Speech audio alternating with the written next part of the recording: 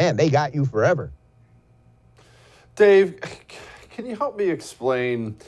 I've tried to tell people on the right that just saying I won't participate in cancel culture, that is not good enough. That's how we got here. They're not looking at your pristine example and saying, wow, that is a better way to go. They look at it as weakness. And people on the right, understandably, have a hard time coming around to the fact you're going to have to get a lot more aggressive and play offense because that's all these people know.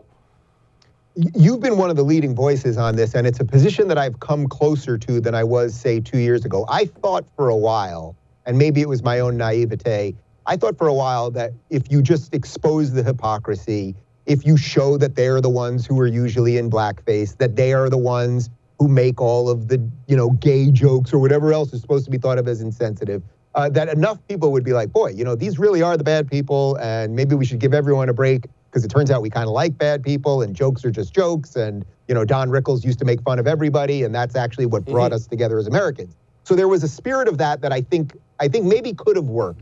But I think perhaps what I was blind to that you saw a little bit earlier was how profoundly radical these people are. They are here to destroy the whole damn thing so that they can usher in the flag that you have behind you. They want to usher in communism. And again, we can whittle it down between wokeism and communism and socialism and all that. Let's just put that aside for a second. It really doesn't matter.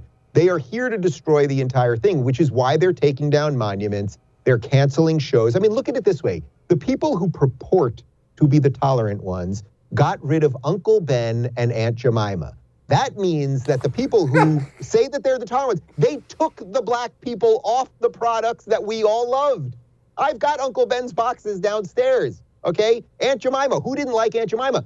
So you would think, wouldn't it be the white supremacists who would take the black people off the boxes of the products that we like? No. It's the oh-so-tolerant wokesters. They are here to destroy everything so they can usher in a new world. So that's literally our foods, what happened to the Land O'Lakes girl.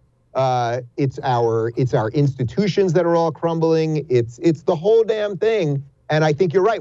There's two things we can do. It's the punchback, which I think you're completely right about. But then it's also just build separate structures at every level. I mean, completely build a parallel economy and a parallel society and do not let their noxious views in. Dave, I'm glad you brought that up because I've been struggling with this, and I'll tell you that's where I am as well. I don't see a lot of these things to be fixable. I don't want to be a Debbie Downer, but we have to come up with practical things for people here. I think we should have our own universities. I think we should have our own publishing houses. I know there are a lot of people who are trying this, and I think we should have our own online hosting places. We have to build our own places, and frankly, not just build our own places, say, sorry, communists, you're not allowed in. These are our places. You have everything else. Go.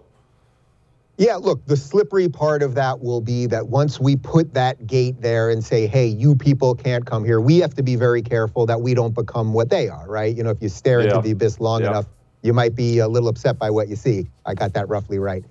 So that is the part, of course, that we have to worry about.